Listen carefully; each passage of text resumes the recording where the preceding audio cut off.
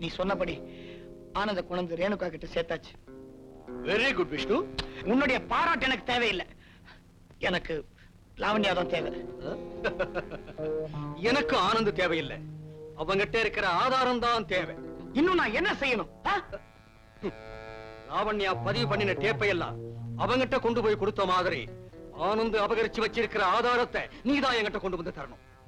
முயற்சி பண்றேன். முடியலன்னா உனக்கு நான் இதே பதில் தான் சொல்ல வேண்டி வரும். ஞாபகம் வச்சுக்க.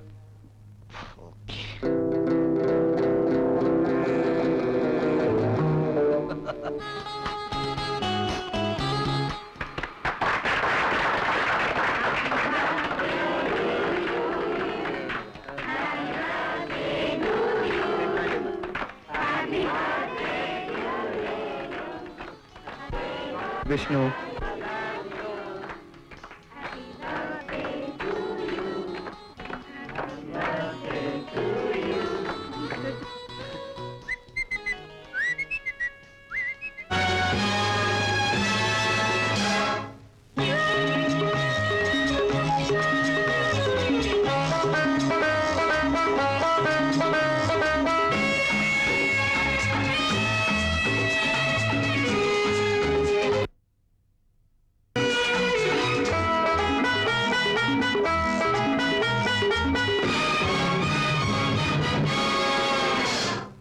நான் 16 வயதானவள், ஒரு அழகான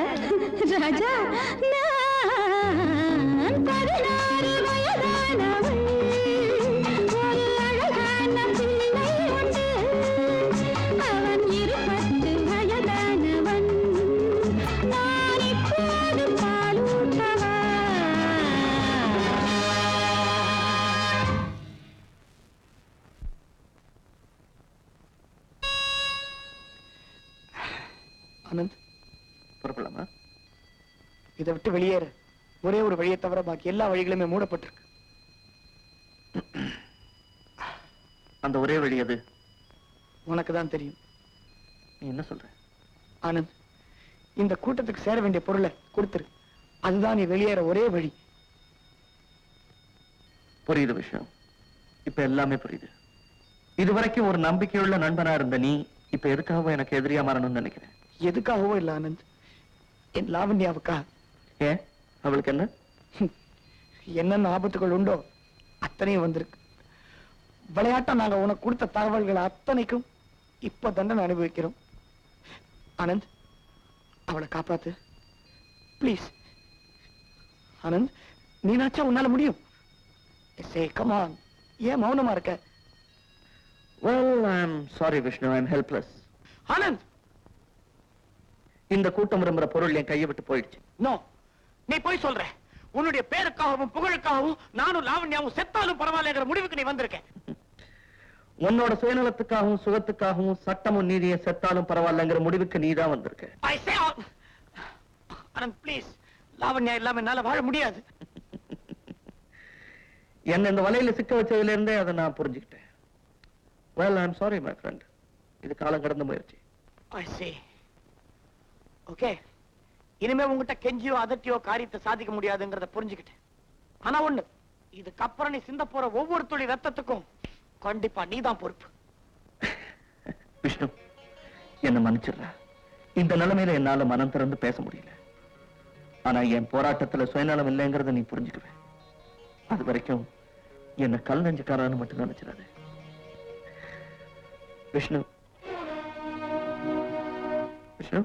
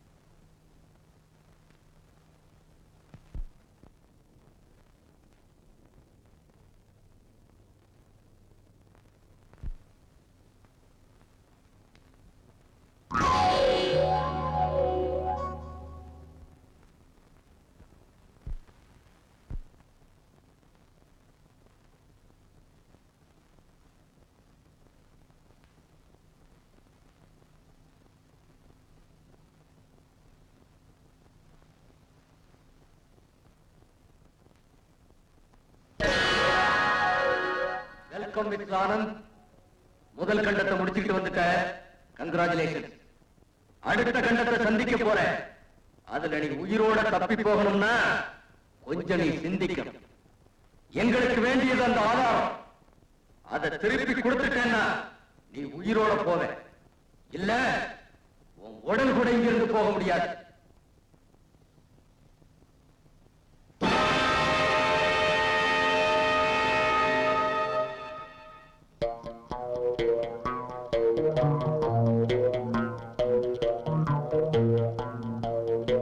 ஹலோ ஆனந்த். உங்க கூட்டத்திலேயே எனக்கு என்ன ரொம்ப பிடிச்சிருக்கு தெரியுமா? என்ன சொல்லு. சண்டைக்கு வந்தாலும் முறைப்படி வரீங்க, தோல்வியையும் அடக்கமா ஒத்துக்கிறீங்க. நான் உன்னோட சண்டை போட வரல, உன்னை தூக்கிட்டு போக வந்திருக்கேன். உன்னை அடிச்சு நொறுக்கிறது ஒருத்தன் வர்றான்.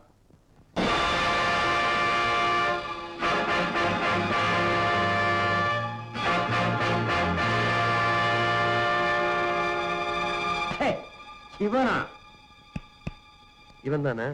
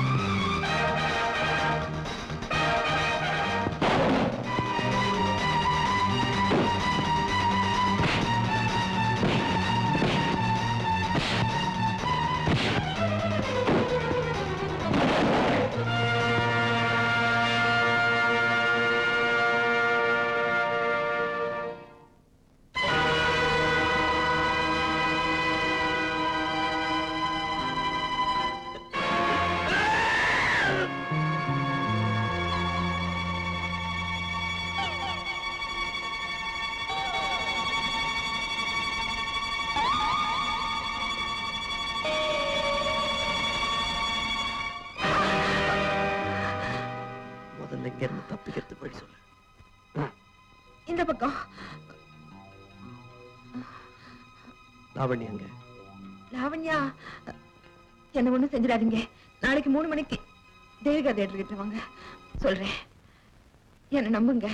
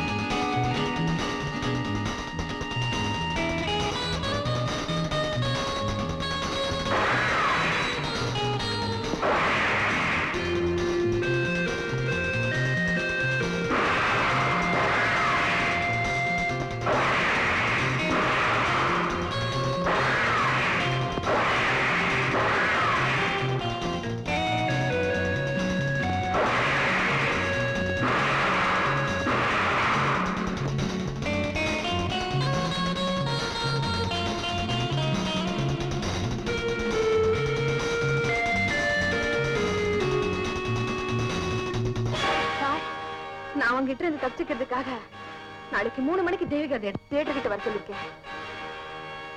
ஓ, தேவிகா தியேட்டருக்கு வரானா? வரட்டும்.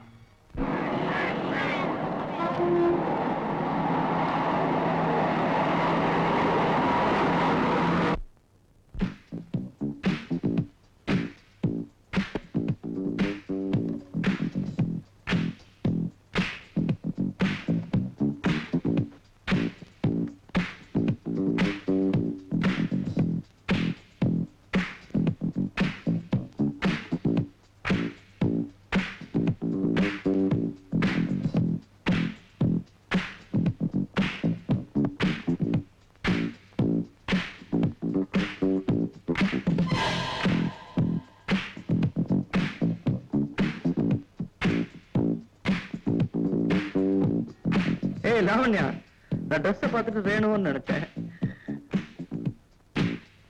லாவண்யா, ஏய்.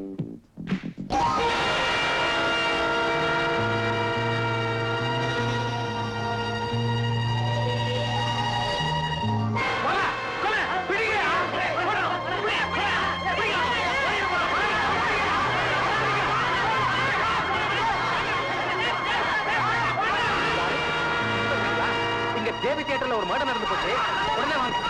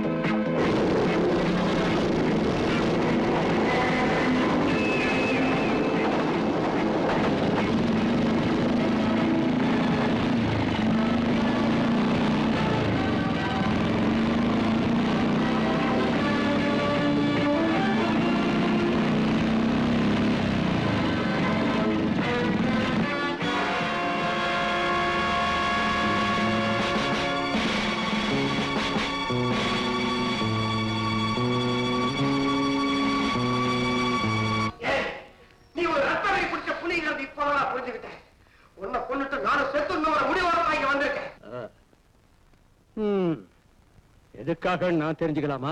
நீ ஆட்டி வச்சபடி எல்லாம் நான் ஆடினேன். ஆனா எந்தவித காரணம் இல்லாம லாவண்யாவை நீ அநியாயமா கொன்னுட்ட. இனிமே நீ உயிரோடு இருக்க கூடாது. முட்டாள். லாவண்யாவை நான் கொல்லணும்னு நினைச்சிருந்தா அவளை இங்கேயே தீர்த்து கட்டியிருப்பேன். ஆனந்தோட அனுப்பி வச்சிருக்க மாட்டேன்டா. என்ன? அவளை யார் கொலை செஞ்சது? உன்னுடைய உயிர் நண்பன் ஆனந்த். விளக்க வேணுமா? கேள். 30 கோடி ரூபாய் பெருமானம் உள்ள ஆதாரம் ஆனந்த் கையில இருக்கு. இத தெரிஞ்சவங்க நீயும் லாவண்யாவும் தான். லாவண்யா செத்துட்டா அந்த அதிர்ச்சியில நீயும் செத்துடுவே, இல்ல பித்து பிடிச்சு அலைவே. அதுக்கப்புறம் அந்த ஆதாரத்தை பங்கு போட்டுக்க வேற ஆளே இல்ல. இதுதான் அவனுடைய திட்டம். இதை நிறைவேற்றத்தான் அவனுடைய கொலை. ஆனந்த் இவ்வளவு அயோக்கியனா? திறந்து கிடக்கிற இரும்பு பெட்டி துறவிக்கு கூட ஆசை காட்டும் விஷ்ணு. ஆனந்தும் மனுஷன் தானே. அப்படின்னா அந்த ஆனந்துக்கு நான் தான் யமன். அதுக்காக எந்த உதவி வேணுமானாலும் செய்ய நான் தயாரா இருக்கேன்.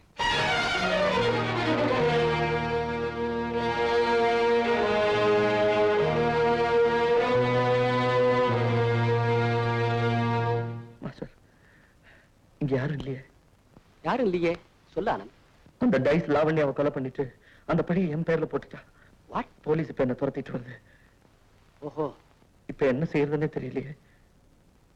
இத்தனைக்கும் காரணம் அந்த ஆதாரத்தை நீ வச்சிருக்கிறதுனால தான் நான் நினைக்கிறேன்.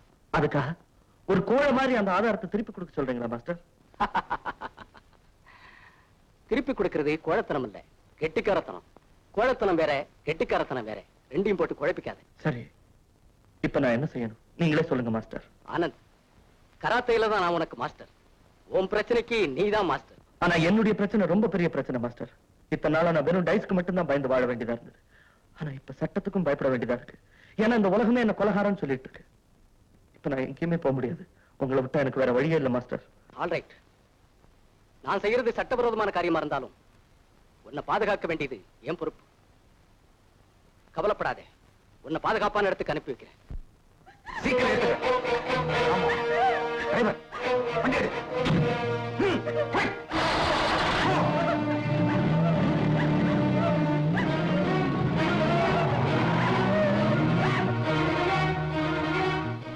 ஆனந்த், உஷாவை யாரோ கடத்திட்டு போட்டாங்கடா. என்ன சொல்ற? எப்படா? இப்பதான் உன்னை ஆபீஸ்ல போய் பார்த்தா நீ இல்ல, இங்க ஓடியாங்க. இப்ப நேரம் நான் டைஸ் இருக்கிற இடத்துக்கே போறேன். ஆபத்தான காரியம் தான் இருந்தாலும் போறேன். அப்படி எனக்கு ஏதாவது ஆயிடுச்சுன்னா வீட்டு பெட்ரூம் டெலிபோன் அடிபாகத்துல மைக்ரோஃபிலம் வச்சிருக்கேன். அத போலீஸ்ல சேர்த்து.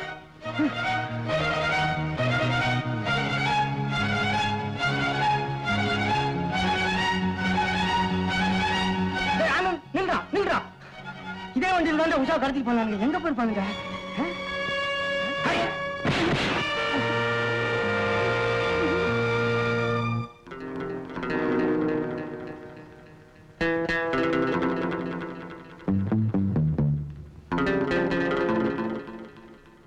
நீதானே? ஆனந்த், இப்ப நீ உண்மையை சொல்ல போறியா இல்லையா? எந்த உண்மையை கேக்குற? பல கொலைகளை செஞ்சிருக்கிய அந்த உண்மையா? முதல்ல இருந்தே எனக்கு தொல்லைகள் கொடுத்துக்கிட்டே வந்திருக்கேன் அந்த உண்மையா? என் பொண்டாட்டியை கடத்திட்டு வந்தேன் அந்த உண்மையா? இல்ல என்ன ஒன்ன கொல்லாம விட்டுருக்கேன் அந்த உண்மையை கேக்குறியா? கிண்டலா பண்ற? கடைசியா சொல்றேன், உன்கிட்ட இருக்கிற மைக்ரோ பிலிம் கொடுக்கலன்னா நீ உயிரோட தப்பவே முடியாது. நான் உயிரோட தப்பலைன்னா உன் மைக்ரோஃபிலிம் உனக்கு கிடைக்காது. அதனால சும்மா மிரட்டாதுற.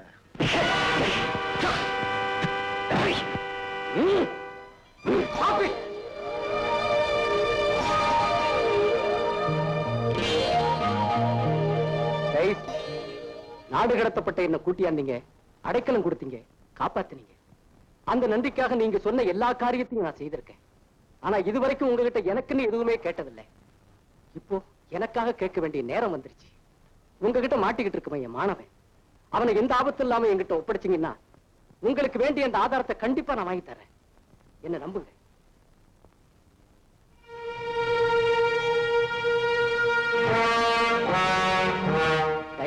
என்ன நம்புங்க பிளீஸ்.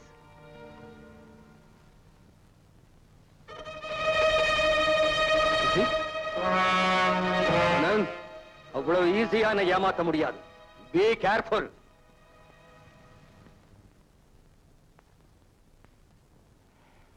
ஆனந்த், என்ன அப்படி பாக்குறேன்? இதுவரைக்கும் ஸ்கூல்லயும் சரி வெளியிலயும் சரி உங்ககிட்ட கொஞ்சம் கூட நான் கடுமையா நடந்துகிட்டது இல்லை. அது உனக்கே நல்லா தெரியும். என் மாணவனை மத்தவங்க துன்பப்படுத்துறதை என்னால் பார்க்க முடியாது. இதுவரைக்கும் உன் உயிருக்கு எந்த ஆபத்தும் வராம இருக்கிறதுக்கு நானும் ஒரு காரணம்.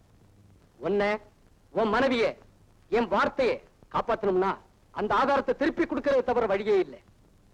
Master, yes. நோ. நீ அதை கொடுக்கலன்னா என் கையாலே உன்னை கொல்றதை தவிர வேற வழியே இல்லை.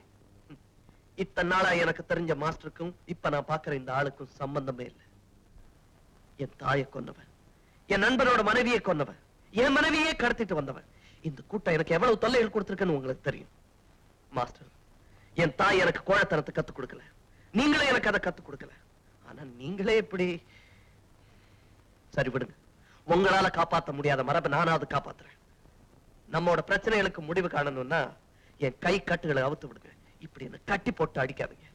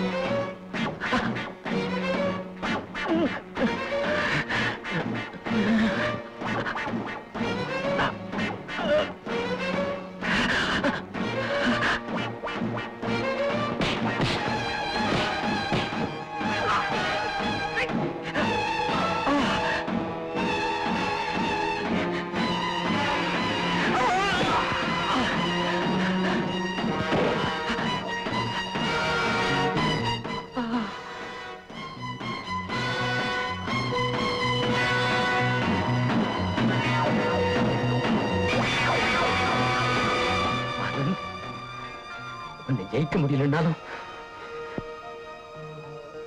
நான் ஒரு நல்ல மாஸ்டர்ங்கிறத ப்ரூவ் பண்ணிட்டேன். அது எனக்கு போதும். சலாம் அலைக்கும்.